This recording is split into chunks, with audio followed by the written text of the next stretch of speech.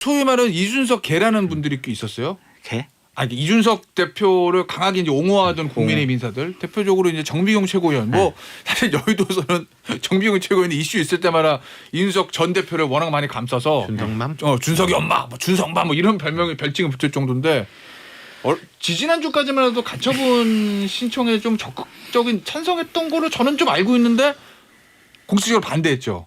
저의 내피셜입니다. 저의 분석, 그러니까 저의 추측. 일단 정비용 최고위원도 가처분 신청 반대. 네. 이준석 대표하고 그래도 가까운 걸로 알려진 오세훈 전 서울시장도 자중자애하라. 네. 그다음에 최고위 멤버 중에서 소위 말하는 이준석 전 대표 가장 가까웠던 김용태 최고위원도 굉장히 강성이었는데 네. 아유 가처분 신청 제 이름은 내는 건 안 하겠습니다. 네. 그죠? 그리고 오늘 지금 아침 보도 나온 거 그 윤석열 대통령의 도우 스태핑을 강하게 비판했던 박민영 대변인. 네. 얼마 전에 조선일보 양상훈 주필 칼럼도 소개됐던 네. 박민영 대변인이 청와대 지금 간다면서요? 오늘 아침 보도가 났거든요. 네. 5급 행정관으로. 네. 뭐 쓴소리 많이 하겠다면서 갔다는데. 네. 돌아가는 상황들은 주변에 이준석 대표 가까웠던 사람들 다 지금 윤석 대표 가처분 신청 말리는 분위기거든요. 저는 사적 이익이 있다고 봐요. 그러니까 박민영 대변인 같은 경우에 어제 제의를 받아가지고 오늘 가겠습니다라고 했겠냐고요. 그 내가 어떻게 알아요? 최소한 일주일이나 열흘 전에 제의를 받고 같이 일해보자라고 했고 그 시점부터 박민영 대변인은 스탠스와 메시지가 달라졌어요. 톤이 대통령을 지켜야 할 때입니다라고. 저는 그러한 것을 미리 자리를 제안받았다는 생각이 들고 저의 생각입니다. 김태현의 정치쇼. 김태현의 정치쇼 수요일 2부와 3부 정치쇼 최고의 시그니처 코너 탑 오브 탑탑탑 여의도 타짜 세 분 모셨습니다. 윤태권 더모아 정치분석실장, 장성철 공론센터 소장, 김상회 정치평론가 모셨어요. 안녕하세요. 안녕하세요. 자 일단 수도권의 폭우는 조금 지나간 것 같긴 한데 정치권의 공방은 남았어요. 요 얘기 저희 정치 셀럽들의 얘기부터 좀 들어보고 우리 얘기 나누죠. 비가 많이 와도 너무 많이 온다. 하늘에 이 구멍이 뚫렸나? 강남역 바다되고 이수역 천장이 무너지고 이야 하늘이시여. 예, 이게 다 오세이동과 정부의 문제죠. 제가 시장 시절엔 이런 아수라장이 아니었는데 말이에요. 즉 이재명 폭우 피해 복구를 위한 범정부적 차원의 적극 대응을 촉구합니다. 그 난리가 났는데 집에서 전화로 지시하는 게 이 대통령이 할 짓입니까 이게? 아니 근데 천재지변을 어떻게 해요? 국민들이 고통받는 와중에 정치인들은 또 막 싸우고 앉아있고 그나저나 그 와중에 대단한 사람들도 참 많던데 무슨 누구야 그 수영하는 신림동 펠프스, 침수하는 차 위에 덩그러니 앉아있는 서초동 현자, 맨손으로 배수관 쓰레기 건져낸 강남역 슈퍼맨. 진짜 대단해요 이분. 참 정말 기가 막힌 일이 진짜 많네요. 이 비가요 주말까지 계속된다는데요. 이거 회사 가는 거 무서워요. 그 녀석아, 직장인도 걱정인데 생계에 피해가 막심한 사람들이 더 걱정이지. 집이 떠내려가고 인명피해도 있었다고. 가게며 시장이 엉망이 되고. 아이고, 이 보상 제대로 돼야 될 텐데 정부도 말이야 우왕좌왕하고 대통령 있는 곳이 상황실. 이 해명이 맞는 거야 이게? 타짜 양반들 그거 어떻게 생각하시오? 자, 앞서 저희가 뉴스 언더블락에서도 좀 정리를 해드렸는데 제가 사실과 부부터 조금 다시 한번 말씀을 드리면 그제 밤에 서울 지역에 특히 115년 만에 기록적으로 폭우가 왔을 때 대통령은 일단 사저인 서초동 아크로비스타로 퇴근하셨고 그런데 밤에 비가 엄청나게 불어나가지고 막 고립되고 난리도 안 났지 않습니까? 그러니까 지금 나와서 다시 이제 재난 상황실로 가지 않고 그 집에서 전화로 보고를 받으면서 지시를 했다. 이 얘기거든요. 여기에 대해서 이제 야당은 엄청나게 비판을 한 거죠. 전화로 뭘 점검하냐 이런 얘기들까지 나왔고 대통령실의 해명은 대통령이 있는 곳이 상황실이다. 재난을 정정하지 말라. 이런 얘기가 나왔거든요. 일단 세 분의 의견을 좀 들어보죠. 좀 궁금해요. 세 분이 이거 어떻게 생각하시는지. 잘못됐죠. 되돌아가셨어야 한다는 생각이 듭니다. 위기관리센터라든지 중앙재해대책본부에 가서 노란색 옷을 입고 상황을 장악을 하고 그날 밤에? 네. 가셔야죠. 그래서 많은 수해 때문에 어려움을 겪고 있는 국민들에게 어. 우리가 당신들과 함께 있어요. 당신들의 어려움을 극복하기 위해서 제가 지금 노력하고 있습니다. 정말 그 잡은 손 제가 놓지 않겠습니다. 그런 이미지와 메시지를 줬어야 해요. 그런데 대통령은 자택에 계셨단 말이에요. 이건 근데- 국민들에게 주는 메시지는 상당히 안 좋아요. 실망스럽고 이것은 국민의 생명과 안전을 보호하지 못하는 대통령이라는 이미지를 줄 수가 있어요. 이건 어떻게 보세요? 그게 안 좋아요. 3262님이 강남역 근처 사는데 서초동 그때 진짜 난리였어요. 대통령이 나가면 더 혼란스러웠을 겁니다 하셨는데. 그러니까 이 현장에 가라는 말은 아니잖아요. 센터에 가서 중심을 잡고 상황을 수습하는 모습을 보여야 된단 말이에요. 그러니까 이분 얘기는 서초동 나가서 센터 가려면 이제 반포대교나 잠수교 건너가야 돼. 잠수교는 이미 못 다니고. 어떻게 해서든 가셔야죠. 경호차 데리고 막 가려면. 아니 어떻게든 가셔야죠. 그 얘기. 저는 생각이 좀 달라요. 네. 그러니까 윤 실장은. 비가 막 내리고 있는 상황에서 어. 대통령이 이렇게 뭐 간다고 한들 뭐냐. 근데 이미지를 줘야 된다는 건 찬성인데 만약에 청와대 대통령이 있다고 했을 때 어. 그럼 중앙재해대책본부를 보통 이제 뭐 광화문 청사에 이제 차린단 말이에요. 그죠. 그거 차리게 되겠죠. 그럼 이제 뭐 세종에 있는 행안부 장관 뭐 총리 다 모여가지고 그날 했을 거냐. 저는 대통령이 청와대에 있었어도 그렇게는 안 했을 거라고 봐요. 그 왜요? 밤에 왜요? 서울이 난리가 났는데 다 모여가지고 그러면은 그 이동하는 사람 숫자가 얼마고 어떻게 됩니까? 근데 몰라. NSC의 벙커로는 혹시 갈 수도 있을지 모르겠는데 예전 청와대 본관 네, 지하에 있는. 그것도 그날 같은 경우에 서울에 비 오는 거로 NSC가 소집되지는 않았을 것으로 보는데 그럴 가능성은 조금 있겠죠. 근데 중앙재해대책본부 이건 아니고 본질은 이런 것 같아요. 지금 대통령에 대한 지지율하고 신뢰가 되게 떨어져 있는 상황이지 않습니까? 그러면은 뭘 해도 별로 곱게 안 보이는 게 분명해요. 그리고 두 번째로는 여기서 막 그 대통령실의 이런 뭐 메시지라는 이런 게 항상 여전히 매끄럽지가 않은 거. 네. 그 두 가지가 결합돼 있었던 것 같아요. 그럼 대통령실 해명은 잘못 나간 거예요?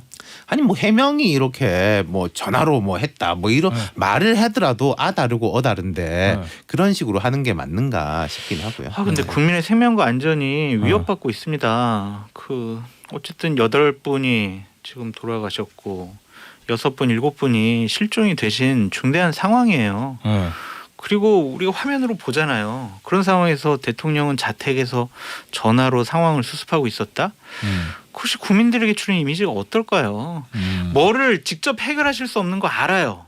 하지만 내가 상황을 장악하고 있고 국민의 생명과 안전을 내가 보호하고 컨트롤한다라는 이미지를 줘야죠. 이미지. 그러니까 네. 제 말한 게 약간 소장님 말씀하신 거하고 맥락이 비슷한 게 있어요. 지금 대통령한테 계속 문제가 된 게 일 못한다. 근데 이미지도 제대로 관리 못하냐라는 게 쳇바퀴처럼 돌아가고 있는 거예요. 네. 그럼 지금 이제 대통령이 잘못다라는 걸 하는 사람들도 막상 그때 대통령 가서 뭐 할 수 있는 게 뭐가 있냐. 하지만 국민들한테 그런 이미지를 줘야 된다라는 거거든요. 그럼 같은 말이죠. 김사인 평론가님 잠깐만요.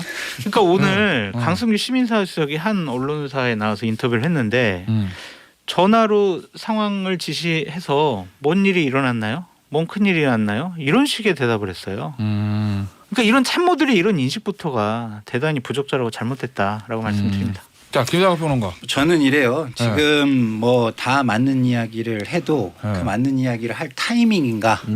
저는 그 얘기를 좀 하고 싶어요. 왜냐하면 야당은 야당대로 자기 지역이 있을 거예요. 네. 자기 지역에 살 수 있는 걸 먼저 찾아서 공인으로서 고위층으로서 솔선수범할 수 있는 게 뭔지를 찾는 게 저는 더 급하다. 야당은. 네. 네. 그렇잖아요. 지금 굉장히 어려운 사람들이 자기 지역에 있을 텐데 그 사람들을 찾아가서 손을 잡아주는 게 먼저 아닌가 이런 생각이 들고요. 그리고 소위 말하는 용궁은 지금 이거 야당이 그런 소리를 했다고 해가지고 발끈해가지고 다시 맞대응을 하는 그런 모습은 굉장히 부적절하다 이런 생각이 들어요. 어쨌든 국민이 피해를 봤으면 모든 책임은 최종 책임은 집권 층에서 지는 거예요. 예? 집권하는 측에서. 그러면 이유 불문하고 굉장히 죄송합니다. 이 상황을 최대한 신속하게 그리고 피해를 최소하게 잘 마무리하겠습니다. 지금 할 수 있는 일을 찾아서 하겠습니다. 그리고 야당의 지적과 국민의 지적은 이 상황을 마무리한 후에 뭐 세세하게 살펴서 책임 있는 부분에 대해서는 사과를 드리고 책임을 지겠습니다. 이렇게 하는 게 맞다고 저는 봐요. 근데 지금 다 자기들만 생각하는 거야. 피해보는 국민들을 생각을 하면 그게 아니죠. 지금은. 지금 현장에 어떤 일이 발생하는지를 좀 더 신경을 써야지 야당에서 떠드는 거 뭐 이런 걸 신경 쓸 때도 아니에요. 그리고 야당도 솔선수범하고 지금 이런 문제가 있으니까 이런 부분은 어떻게 대안을 찾아낼 것이냐. 그리고 대안은 어떻게 제시할 것이냐. 이런 거 이렇게 부족하니까 지금이라도 이렇게 해라. 국민의회에서 이런 얘기를 먼저 하고 네. 그러나 이후에 지금 이런 문제가 있는 부분은 이 상황이 종료가 되면 우리가 철저하게 따져 묻겠다. 이렇게 얘기하는 게 맞지 않을까요? 뭐 100번 맞습니다. 제가 강승규 시민사회 수석 이야기는 방금 들었는데요. 제가 요새 강승규 시민사회 수석을 좀 보자면은 이런 느낌이 있어요. 이게 지금 대통령실에 정치인이 별로 없잖아요. 정치인 출신이고 또 정무수석하고 정무비서관은 부산 대구 지역구 의원 출신이에요. 그렇죠. 강성규 시민사회수석은 서울시 근무 경력도 있고 언론사 경력도 있고 서울 강북 국회의원 출신이에요. 그럼 약간 정무적으로 폭이 더 넓어야 되는데 뭔가 이렇게 좀 야당하고 직접 이렇게 부딪힌다든지 보수 지지층한테 뭘 이야기하려고 한다 그러든지 그러니까 강성규 시민사회수석한테 맡겨진 롤이 그쪽인가? 저는 약간 그런 생각이 들어요. 좀 넓게 보고 좀 뭐랄까 중도적으로 보고 야당 또 시민사회 수석이지 않습니까? 그런 그렇죠. 좀 비판적인 부분에 듣는 쪽이 롤인 것 같은데 지금 현재 어쨌든 대통령실에서 참모들이 이제 적극적으로 나서라고 한 이후에 강성규 수석이 많이 나오는데 조금 제가 생각한 건 핀트가 달라요. 그런 것 같아요. 그러니까 오늘도 인터뷰 내용을 들어보면 두 가지가 포인트였어요. 그렇게 뭐 그렇게 잘못했습니까? 집에서 상황 수습한 게. 그리고 야당의 악의적인 프레임이다. 이런 수혜도 정쟁으로 이용하는 야당이 문제다. 이런 식으로 얘기를 했는데 이렇게 인식을 갖고 있으면요 상황 수습 쉽지 않습니다. 굉장히 부적절한 저는 그 발언이라고 생각해요. 왜냐하면 강승규 수석의 발언. 왜냐하면 집권을 한다는 건 뭐냐면 결과로 보여주는 거예요. 결과로. 말은 필요 없어요. 말은 누구나 할 수 있어요. 그렇죠. 그리고 결과를 만들어내는 능력. 능력과 무한 책임. 이건데 그걸 먼저 생각하지 않고 뭐 상대를 공격함으로써 나를 지키겠다. 이거 진짜 굉장히 저급한 정치죠. 네. 알겠습니다. 요거 대통령 관련된 게 하나만 더 짚어볼게요. 얼마 전에 휴가 끝나고 첫 번째 도어 스태핑 월요일 날 했잖아요. 윤태곤 시장 보기엔 예전과 좀 달라진 게 있는 것 같아요. 뭐 느낌이랄까 이런 건 조금 더 이제 겸허하고 겸손한 모습으로 이제 기조는 바뀐 것 같았는데 근데 이런 것 같아요. 그때 대한 평가는 공통적으로 아니 대통령 분위기가 조금 바뀌었다라는 평가는 공통적인데 야당의 지적은 뭐 알맹이가 있냐 뭐 인적 쇄신을 과감히 한다는 걸 드러내야지 바뀌었다라고 하면은 뭐 그것만으로 우리가 바뀐 걸 어떻게 아냐 지금 그 진행형인 거 아닌가 싶네요. 그래서 뭐 일단 교육부 장관은 그렇게 된 거고. 알겠습니다. 그럼 교육부 장관 경질은 뭐 이건 잘했다 잘못했다 평가하자면 빨리 잘 경질했다 이렇게 했다 세 분 다 보시나요? 그렇죠. 잘한 거죠. 대통령의 메시지 그리고 사실상의 교육부총리 경질 이거는 변화의 첫 메시지 또는 첫 발이다 저는 이렇게 생각해요. 이게 끝이라고 생각하면 정말 오판하는 거고 시작이자 첫 메시지니까 향후에 구체적인 변화를 보여주는 모습을 계속 보여야 돼요. 그리고 어떤 변화를 보이겠다는 거를 고민해 가지고 내놔야 돼요. 어떤 부분은 우리가 점검해 봤는데 반성할 부분이 있는 것 같다. 이런 부분은 앞으로 이렇게 고쳐나가겠다. 이런 건 이렇게 국민들이 의혹을 가지고 계신 부분이나 걱정하고 계신 부분은 이런 거를 해소하고 걱정을 덜어드리겠다. 이런 이야기를 내놔야 된다고 저는 생각합니다. 그게 없으면 이거는 오히려 더 역풍을 맞을 수 있는 거기 때문에. 자 그러면 진짜 우리가 대통령 휴가 기간에 많은 이제 외부의 전문가들 언론이 인적 쇄신 얘기 많이 했잖아요. 근데 박순애 교육부 장관은 또 이 만 5세 초등학교 입학 이것 때문에 또 대형 문제를 사고를 쳐서 이제 경질하는 경질. 뭐 형식은 잦은 사태지만 대부분 경질로 보는 것 같습니다. 그러니까 정리가 된 건데 제일 중요한 대통령실. 이건 어떻게 될 것 같아요? 인적 쇄신 여기서 이제 끝이에요? 아니면 이제부터 시작인 거예요? 박수대 장관부터 시작해서 대통령실의 개편. 대통령실은 개편하려고 지금 사람들을 좀 추천을 받고 있더라고요. 그래서 비서실장, 홍보수석, 대변인 그리고 저 정무수석 네. 이 정도는 좀 바뀔 것 같다라는 좀 생각이 드는데 네. 대변인은 뭐 여성 대변이니까 바뀌냐 아니면은 뭐 더 추가하느냐 네. 그런 부분들을 좀 갖고 고민하는 것 같고요. 근데 적임자가 상당히 좀 난항을 겪고 있는 것 같아요. 그건 왜 그래요? 그리고 이제 꼭 좀 필요한 사람은 본인은 안 하겠다 그러고 네. 또 이제 비서실장 같은 경우에 경륜과 정무적인 감각과 좀 노련한 분이 와야 되는데 그런 분이 참 어디 있느냐 찾는데 지금 상당히 힘이 들고 여러분 분대에서 지금 추천을 많이 받아서 지금 검토 중인 것 같습니다. 근데 지라시 말로는 김한길 전 대표가 논의가 된다는 얘기가 있던데 그건 어떻게 지라시입니다. 봐요? 지라시예요? 뭔가 기자가 청와대 고위 관계자 같아. 막 물어보니까 그건 지라시입니다. 이러고. 그러니까 다음 주에 한번 빨대를 보시죠. 꽂아놓으셨어요? 용산에? 다음 주에 한번 보시죠. 그러니까 그래요? 거의 뭐 100일 전에는 어느 정도 수습책이 나와야 되는데 박순애 교육부 총리 한 명을 경질함으로써 상황이 수습됐다, 인적쇄신이 됐다. 누가 그렇게 생각을 하겠습니까? 왜냐면 박순애 장관은 전 장관 누가 봐도 경질감이 지금 이거잖아요. 여권의 3대 축이 대통령실, 내각, 여당 아닙니까? 여당은 비대위로 이렇게 수습. 수습. 뭐 경질의 문제가 아니라 아예 갈아 없는 거잖아요. 네. 내각도 어느 정도 이제 시작인 것이고 이상민 장관도 논쟁적인 인물입니다만은 약간 제가 볼 때 궤가 달라요. 이상민 장관은 정치적으로 논쟁이 붙는 거지 박순애 장관은 뭘 감당을 못한다라는 느낌을 줬기 때문에 조금 다르고 그러면 이제 나머지는 대통령실인데 방금 이제 장 소장님 말씀대로 대통령실에서 사실 불이 붙어가지고 다 옮겨 붙은 건데 대통령실만 그대로 간다? 근데 갑자기 이번 주에 지지율이 막 올라가고 하면은 그대로 갈 수도 있겠지만 뭐 그럴 수야 있겠어요. 근데 저 기사들 보니까 뭐 대통령이 뭐 저 휴가 기간에 원로들이나 이런 저 고위 관계자들은 경질을 다 말씀을 인적쇄신 얘기를 했는데 사람 그렇게 쓴 게 아니다. 뭐 이렇게 얘기했다는 보도들도 있어가지고 대통령이 진짜 인적쇄신 할까 안 할까? 그게 보시죠. 궁금하더라고요. 생각이 좀 바뀌죠. 윤 실장 할 것 같아요, 안 할 것 같아요? 해야 된다가 아니고 저는 뭐 할 것 같아요. 할 것 같아요. 네. 아까 앞서 말한 저 장 소장이 말한 그 네 자리 다. 내 자리 다까지는 모르겠고 근데 이런 거 저는 정보가 없습니다만은 상식적으로 볼 때 자 대통령실을 한 4가지 분류로 나눠 보자면요. 경제, 외교 안보, 정무 홍보 뭐 이렇게 그다음에 총무 부속실 뭐 인사 그렇죠. 대통령 직계라고 부를 수 있는 이제 한 4가지가 있잖아요. 지금 당장 뭐 경제하고 외교 안보도 물론 뭐 이렇게 뭐 난제들이 많습니다만은 여기는 이제 난제가 많은 거지 여기가 막 구멍이 나서 일이 안 돌아간다 이런 느낌은 아니잖아요. 그러면은 제일 큰 문제는 2가지 아니겠습니까? 정무 홍보 쪽하고 대통령 직계로 되는 그쪽 이거 그대로 가기는 어려울 것 같은데요.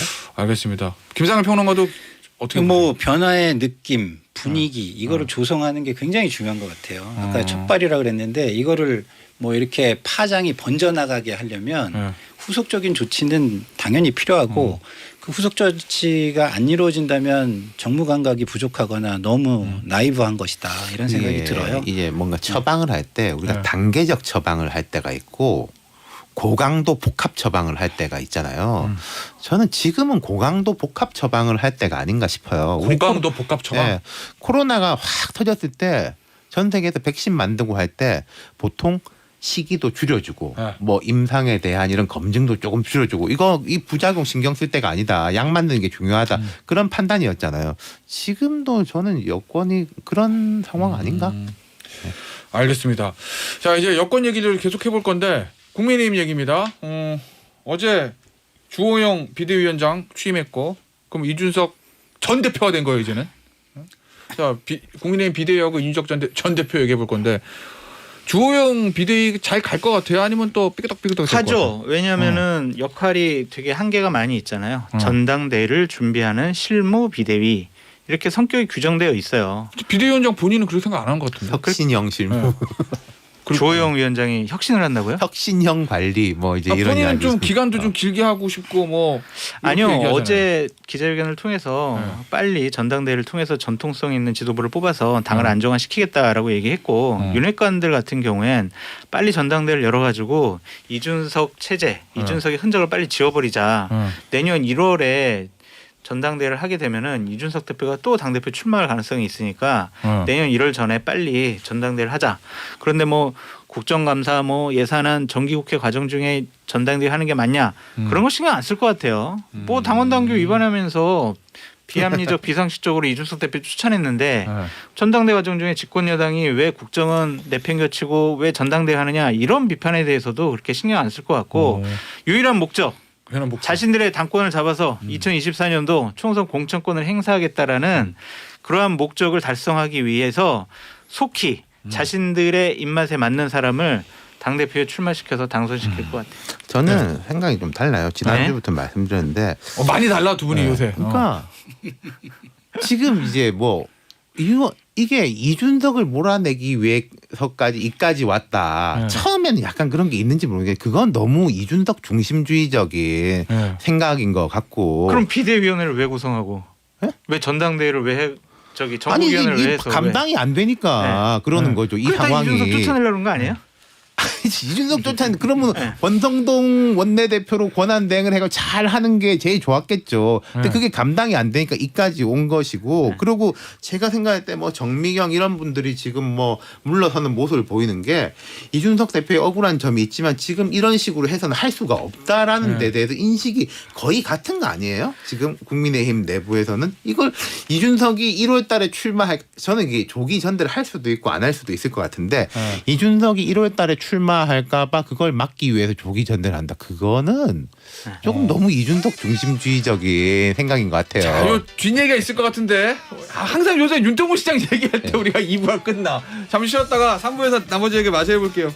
김태현의 정치쇼 수요일 여의도 타짜 함께하고 계시고 우리 이제 2부 말미에 그 장성철 소장이 지금 비대위는 조기 전당대 해가지고 이준석 체제를 완전히 끝내는 게 목적이다. 흔적을 지운다. 흔적을 지우는 게 목적이다. 조기 지우개로. 전당대 할 거다. 네. 그렇게 말씀하시니까 거기에 대해서 윤동훈 실장은 피식 웃으면서 그거는 너무 이준석 중심주의의 생각이다. 이렇게 얘기하다가 시간이 끝났어요.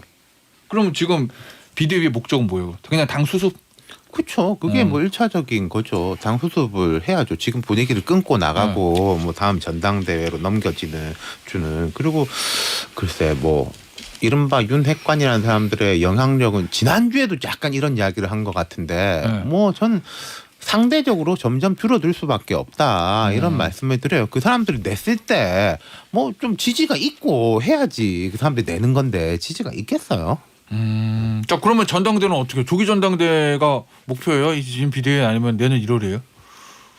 글쎄요, 그건 저 잘 모르겠는데 제 정보가 없으니까. 근데 이제 1월에 하는 게 이준석 대표가 돌아올까봐 빨리 한다. 그건 전 잘 모르겠어요. 이게 무슨 엘바 섬에서 탈출한 나폴레옹 황제도 아니고 이준석이 막 지지층을 이끌고 와가지고 1월달에 이 당을 다시 접수한다. 그것도 대통령하고 각을 세우면서 그건 그러니까 제 상상 바뀌네요. 설사 조기 정당대를 하더라도 뭐 이준석을 완전히 흔적을 지우려는 그 목적 때문은 아니다. 네. 아니 근데 당을 정상적으로 수습하려고 하면 권성동 원내대표가 여러 가지 혼란의 당사자이기 때문에 그만두고 다른 사람을 원내대표 뽑아서 그 사람이 직무대행을 해서 내년에 전당대를 하면 돼요. 이게 올바른 수순이지. 지금 갑자기 비대위원회를 구성을 한다는 거는 이준석 몰아내기는 그러한 작업의 일환이죠. 김사람 평론은 어떻게 보세요? 일단은 저는 이 상황을 지켜보면서 가장 걱정이 되는 건 역사는 반복된다는 거예요. 역사는 반복된다. 근데 이 역사가 하나 만들어지고 있는 거예요. 뭔 어떤 역사요? 역사냐면 정통성과 민주주의, 정당의 민주주의, 정통성과 민주주의가 훼손됐다라는 거예요. 그러면 이 훼손된 방식으로 역사가 또 반복될 날이 올 거예요. 그래서 지금 국민의힘은 가장 중요한 거는 뭐냐면 지금 무너진 정통성과 정당 민주주의를 어떻게 치유하고 회복할 것이냐 여기에 전력을 다해야 돼요. 그래서 제가 지금 시점이 정치를 복원할 시점이다라고 모든 방송에서 얘기하는 거거든요. 자 보세요. 지금은 윤석열 정부가 지지율이 완전히 밑바닥이에요. 여기서 더 가면 진짜 이거는 뭐 대책이 없는 수준이죠. 감당 불가죠. 이준석 전 대표도 여기에서 더 가면 감당하기 어려운 게 현실이에요. 더 간다는 얘기는 무슨 얘기예요? 그러니까 가처분을 해가지고 인용을 받는다. 그러면 이거 완전 일대 혼란이거든요. 아니 그러고 나서 물론 본인은 그만두는 거야. 그러고 나서 본인은 뭐 그만두는 방법이 있을 수는 있어요. 그러나 그 얘기 할 거예요 좀 이따가. 본인이 스스로 그만두는 거가 본인에게 플러스인지 지금 이쯤에서 어느 정도의 그 지지나 어떤 동정 이런 거를 끌어냈으니까 이쯤에서 협상 테이블로 나오는 것이 더 좋은 것인지는 좀 판단을 해봐야 되는데 중요한 건 뭐냐면 이게 기본적으로 이준석의 사표 내지는 동의 없이는 치유가 불가능한 정도의 수준이라는 거예요. 굉장히 심각하다. 훼손되는 것이. 그래서 저는 주호영 대표가 이준석을 만나겠다 잘 이야기한 것 같고 저는 대통령도 만나야 돼요. 왜냐하면 지금 말하다 끊겼는데 이 적대적 공생이든 적과의 동침이든 이걸 안 하면 둘 다 생존하기가 어려운 상황인 것 같아요. 현실은. 그럼 이 현실을 감안해서 나 혼자 설 수 없으면 적과라도 동침을 해야죠. 제가 볼 때는 지금 양쪽 다 혼자 쓰기는 좀 어려운 상황이라는 정무적 판단이 필요한 거 아닌가 싶어요. 근데 이준석 대표한테만 참으라고 하는 것은 좀 옳지 않은 것 그렇죠. 같다는 그건 생각이 맞죠. 들고요. 네. 주호영 원내대표도 2016년에 공천 못 받았을 때 당을 상대로 가처분 신청 냈어요. 그럼 그때 그러면 그 당시 친박들이 뭐라 그랬냐면 당을 위해서 당신 참아라. 그냥 이번에 참고 다시 한번 복귀할 그런 찬스를 노려라. 이런 식으로 얘기를 했고 윤석열 검찰총장도 가처분 신청 냈잖아요. 직무정지 관련해서. 그러니까 본인에 대한 항변의 모습으로 보여지고 저는 이준석 대표의 편을 드는 거 아니에요. 정말 이 당이 한 젊은 정치인을 비상식적으로 비합리적으로 쫓아내려고 하는 저런 반지성주의에 반대하는 거지. 제가 기본적으로 뭐 이준석 대표에 대해서 비판을 많이 했던 사람이고 모든 것이 다 옳다고 생각하지 않습니다. 근데 하지만 정상적으로 순리대로 쫓아내려도 쫓아내야죠. 이런 식의 무식한 방법은 결코 당에 도움이 되지 그러니까 이 않습니다. 지점이 그러면 굉장히 고민스러운 지점인 자, 거예요. 요거 제가 일단 정리하고 갈게요. 장성철 소장이 자연스럽게 얘기를 꺼내긴 했는데 이준석 대표가 지금 어제 페이스북에 문장 2개 썼어요. 가처분 신청합니다. 신당 창당 안 합니다. 본인이 앞으로 어떻게 할까에 대한 어떤 언론과 정치권의 이슈 2개, 질문 2개에 대한 답을 낸 거거든요.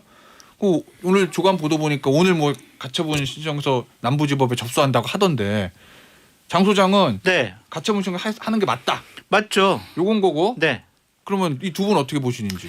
저는 이게 이런 거예요. 지금 그 장 소장이 얘기하는 거와 이준석 대표가 얘기하는 게 원칙과 이상이라는 측면에서 맞아요.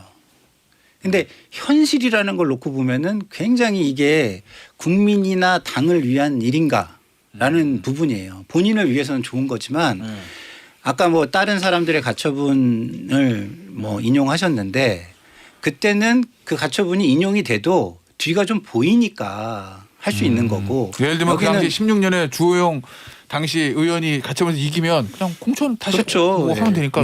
그거는 뭐 그 근간이 무너지는 건 아니니까. 근데 지금 이 상황은 가처분이 인용되는 순간 국민의힘은 정통성과 정당 민주주의를 훼손한 정당이 돼버리는 거예요. 그러면 그 근간이 굉장히 정당의 근간이 무너지는 거거든요. 그래서 이게 저는 현실과 어떤 이상 사이에서 적절한 어떤 타협점을 찾아야 된다. 왜냐하면 그 김대중 대통령 얘기했잖아요. 선비의 이상을 가지고 있되 상인의 현실 감각을 버려서는 안 된다. 이런 얘기를 하고 있잖아요.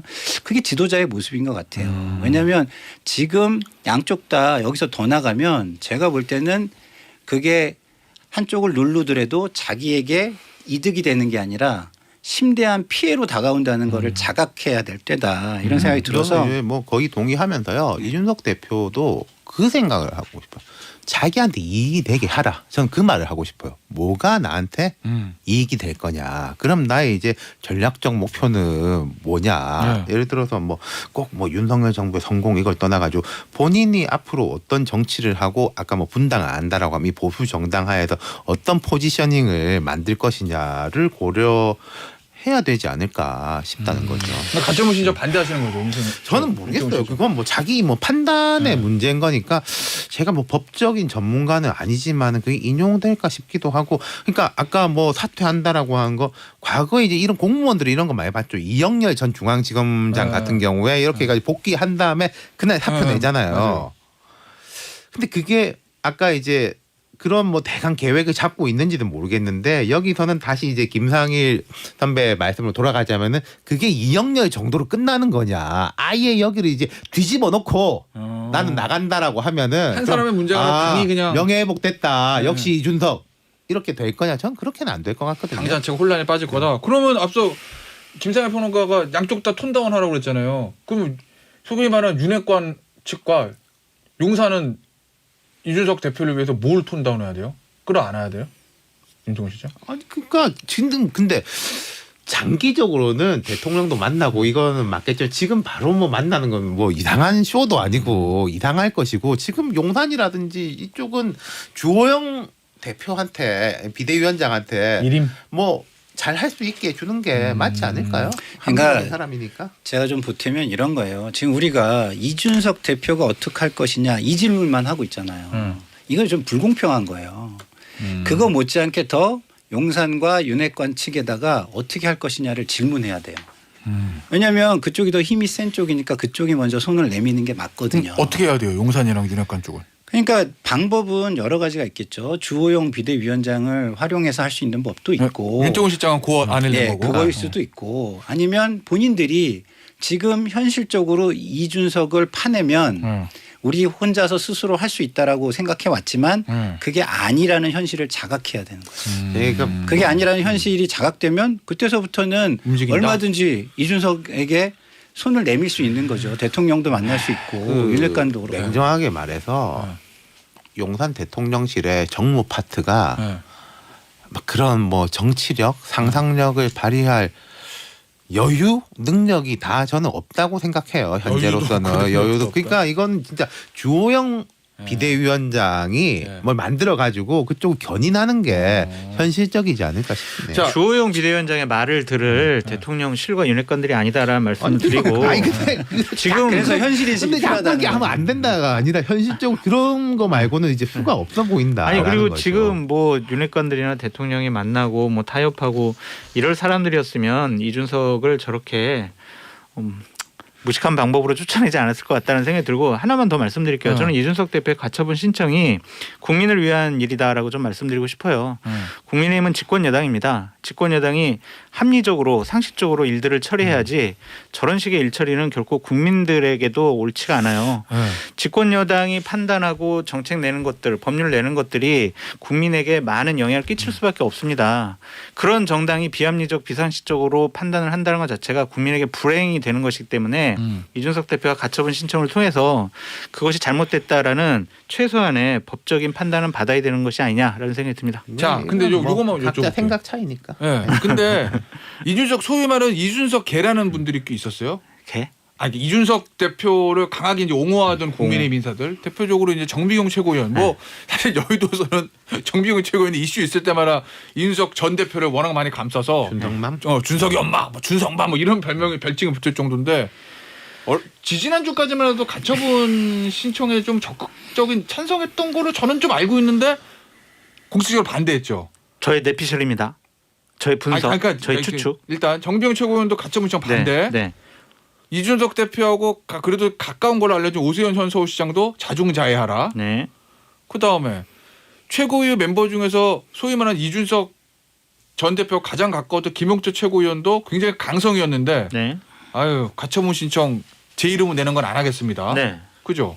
그리고 오늘 지금 아침 보도 나온 거 그 윤석열 대통령의 도우 스태핑을 강하게 비판했던 박민영 대변인. 네. 얼마 전에 조선일보 양상훈 주필 칼럼도 소개됐던 네. 박민영 대변인이 청와대 지금 간다면서요? 오늘 아침 보도가 났거든요. 네. 5급 행정관으로. 네. 뭐 쓴소리 많이 하겠다면서 갔다는데. 네. 돌아가는 상황들은 주변에 이준석 대표 가까웠던 사람들 다 지금 이준석 대표 가처분 신청 말리는 분위기거든요. 저는 사적 이익이 있다고 봐요. 그러니까 박민영 대변인 같은 경우에 어제 제의를 받아가지고 오늘 가겠습니다라고 했겠냐고요. 그 내가 어떻게 알아요? 최소한 일주일이나 열흘 전에 제의를 받고 같이 일해보자라고 했고 그 시점부터 박민영 대변인은 스탠스와 메시지가 달라졌어요. 톤이 대통령을 지켜야 할 때입니다라고. 저는 그러한 것을 미리 자리를 제안받았다는 생각이 들고 저의 생각입니다. 정미경 최고도 저는 같은 저의 순전히 사적인 생각인데 분당 당협위원장 자리 보장해줄게. 이런 식으로 너무 대표님 근데 이거는 이런 식으로. 니들은 다 이렇게 네. 꼼수고 이쪽은 다 명분과 정의다라고 하면은 그냥 대화가 성립이 잘 안 아니, 되죠. 그러니까 이런 그렇게 식으로 되면은. 네. 제의가 갖지 않았겠느냐. 그 개인 라는 것. 추측이에요. 그리고 네. 오세훈 시장이나 김용태 최고위원 같은 경우에는 현실적으로 이제 이걸 막기는 힘들다라는 그런 생각. 그리고 지금 대통령과 완전히 척지는 것도 옳지 않다. 아까 윤태곤 시장님 말씀 잘해 주셨듯이 너는 윤석열 편들래 아니면은 이준석 편들래 했을 때 이준석 편들기는 어렵죠. 그런 현실적인 부분이 있었다라고 말씀드립니다. 그럼 어쨌든 당내에서 우군이 많이 없어지는 거면은 설 자리가 많이 좁아지는 거 없는 게 아니에요? 아니라 없죠. 그러니까 정치는 현실을 기반으로 하는 거예요. 현실적으로 감당이 좀 안 되는 상황이 되고 있다라고 생각이 들어요. 근데 원칙적으로 얘기하면 장 소장 얘기가 또 틀린 얘기가 아니에요. 제가 얘기했잖아요. 역사는 반복된다고. 그러면 그 불행한 역사를 반복되게 놔둘 것이냐라는 측면에서 보면 뭐 가처분을 통해서 정의를 바로 세우는 것도 맞아요. 맞는데 그것이 그러면 정당이나 아니면 뭐 이런 지금 현재의 정치 상황이나에 도움이 될 것이냐. 그렇지 않다는 거예요. 가장 좋은 건 정치가 복원돼서 정치로 해결하는 거예요. 그래서 윤 대통령이나 윤핵관 측이 그거를 자각해야 된다는 말씀을 드리는 거고 이게 가처분이 인용이 돼도 굉장히 불안한 게 뭐냐면 정당의 자율성이 또 훼손되는 거예요. 그 소위 말하는 비토 플레이어가 정당을 제약하는 상황이 와요. 그건 뭐냐면 법으로 정당의 정치의 자율성을 가져가고 있는 거죠. 네. 정치가 자꾸 법관의 손에 맡겨지는 거 이거 굉장히 안 좋은 거거든요. 그건 우리가 국회에서의 여야의 갈등도 똑같이 얘기를 해요. 근데 여야를 넘어서서 한 정당의 자율성마저 그렇게 된다? 그거 별로 좋은 게 아니거든요. 그래서 알겠습니다. 베스트는 지금이라도 정치를 복원하는 것이다. 그리고 세컨 베스트는 제가 볼 때는 어쩔 수 없이 장성철 소장이 말씀하신 대로 가는 수밖에 없게 된다. 이렇게 보여져요. 알겠습니다. 저희가 내일 3부에 오늘 청와대 행위 발표가 됐던 박민영 이제 전 청년 대변인 전 국민의힘 대변인이구나. 를 모셔다가 얘기를 좀 들어볼게요. 갑자기 이제 청와대 가게 된 배경이나 본인의 생각 이런 것들. 윤 실장. 네. 그러면 이제 10월이든 1월이든 전당대 하는 거잖아요.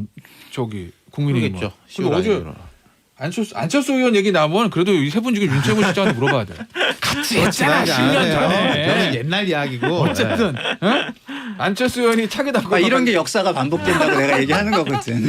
저기 안철수 의원이 차기 당권 물어보니까 제 역할이 있다면 역할에 마다하지 않겠다 이렇게 했다는 얘기인데 출마하겠다는 얘기는 이러면? 그렇겠죠. 안철수 의원이 당으로 돌아온 상황에서 이건 뭐 이준석 대표의 이야기하고 전혀 상관없이 그건 기정사실이었던 거 아닌가 싶고 뭐 별로 뭐 특이한 이야기는 아닌 것 같고 근데 제 느낌이 이런 거 있어요. 지금 먼저 이렇게 손에 드는 게 좋으냐 이 분위기에서 제가 할게요 이거. 뭐 그건 별로 썩 현명한 것 같아 보이진 않는다. 뭐 지금은 이제 비대위를 중심 말이라도 비대위를 중심으로 할 때 힘을 보태고 당의 이제 수습과 재건에 뭐 모두가 힘을 모아야 될 때지 뭐 이런 이야기를 하는 게 더 낫지 않았을까? 자 어쨌든 그럼 조기 전당대 파인 장성철 저는 파가 아니라 그러니까 그럴 가능성이 높다. 그러면 후보는 안철수, 김기현 두 사람입니다. 안철수, 김기현 뭐 그런 분들이 되겠죠. 그 둘 중에 한 분. 뭐 오늘 어떤 여론조사 보니까 뭐 유승민 전 대표가 또 1등 나왔던데 그거는 조금 더 두고 봐야 되는 문제인 것 같고 현실적으로 보면 하여튼 이 두 분 사이에서 당 대표가 되지 않을까 싶습니다. 나경원 전 원내대표도 일단은 지지율이 잘 나긴 했던데 글쎄요. 알겠습니다. 민주당 네. 얘기 좀 해보죠. 근데 민주당 얘기가 1분 남겨놓고 아니요 3분 남았어. 아니 왜냐하면 근데 민주당이 너무 결과가 지금 현재까지 보면 너무 뻔해져가지고 어대명이 아니라 뭐 거의 확대명. 뭐 박지원 전 국정원장이 확대명이라고 그러셨는데 왜 이 정도로 예상하셨어요? 압도적으로 바로 이렇게 앞서 나갈 거? 글쎄요, 저는 뭐 예상은 했지만 어쨌든 그러지 않기를 바라는 마음에서 계속 논평을 했고요. 지금 우리가 참 안타까운 건 이런 거예요. 문재인 정부가 정권이 교체되는 과정에서 이런 어떤 일종의 사당화, 종교화에 가까운 어떤 팬덤 이런 게 문제가 된 거거든요. 윤석열 정부가 지금 무너지고 있는 것도 그 비슷한 현상의 저는 연장선상이라고 봐요. 근데 이런 걸 보고 있는 민주당이 쇄신을 하지 않고 또 똑같은 길을 가려고 한다? 참으로 안타깝다. 이게 제가 볼 때 먼저 상황을 겪고 있는 지금 여당, 국민의힘이나 이런 데가 그 극한 상황으로 가서 만약에 정상화가 된다면 제가 볼 때는 민주당이 또 질 수 있는 상황이 저는 도래할 수 있다. 그런 차원에서 지금이라도 좀 정신을 좀 차려야 되지 않나 이런 생각이 들어요. 어떻게 정신 차려요? 그러니까 다양한 목소리를 좀 인정을 하고 그리고 국민들이 바라볼 때 이것이 굉장히 국민 상식에는 맞지 않는다는 거는 좀 가려낼 수 있는 그런 이성을 찾는 거죠. 되찾는 거죠. 이런 생각이 들어요. 저는 좀 장기적으로 볼 때 이재명 대표가 되겠죠. 네, 뭐 되겠죠. 확대명이라면서요. 그렇다면은 민주당이 좀 어떤 비주류를 형성할 것인가. 그리고 이재명 대표의 주류는 비주류와 어떤 관계를 가질 것인가. 지금 보면은 뭐 친문 중진들이 안 나오고 이른바 뭐 이낙연계도 이렇게 안 나오고 하면서 97 그룹들이 어쨌든 비주류의 대표 선수가 돼버렸는데 너무 힘을 못 쓰고 있어요. 근데 이제 전당대회 끝나고 어쨌든 2등, 3등은 97 이니까 이분들을 중심으로 기존의 친문하고 뭐 이낙연계 이렇게 해서 좀 비주류를 형성해 가지고 견제와 균형을 하느냐 아니면은 에이 니들 나와봤자 아무것도 안 되는구나 우리가 도로 뭐 할게라고 하면서 비주류 사이에서도 혼란과 내분이 벌어지느냐 그 갈림길이 오히려 더 좀 관전 포인트가 아닌가 싶네요. 자, 우리 장 소장도. 최고위원들도 친 이재명계의 의원들이 많이 당선이 될 것 같습니다. 그렇다면은 완벽하게 민주당은 이재명 당이 되는 거고요. 이재명 의원에 대한 사법적인 리스크가 현실화가 된다면 민주당은 이재명 지키기가 당의 당론과 당의 노선이 될 수밖에 없어요. 그래서 향후에 민주당의 진로도 그렇게 썩 긍정적으로 보이지 않습니다. 그리고 정말 정신 차려야 되는 게 당원 80조 개정이 있잖아요. 이거는 정말 상식에 어긋나는 거예요. 왜냐하면 모든 공무원들이 기소가 되면 보직이 박탈돼요. 근데 그 사람들은 그러면은 앞으로 보직 박탈하면 안 되겠네요. 그냥 완전히 상식에 어긋나는 그냥 행위예요. 가로 열고 당 대표 최고위원은 제외 뭐 이렇게 가로 닫고. 알겠습니다. 그러니까 말이 안 오늘 되는 게. 여덟 타짜 여기서 마무리할게요. 지금까지 윤타짜, 김타짜, 장타짜였어요. 감사합니다. 감사합니다. 감사합니다. 감사합니다.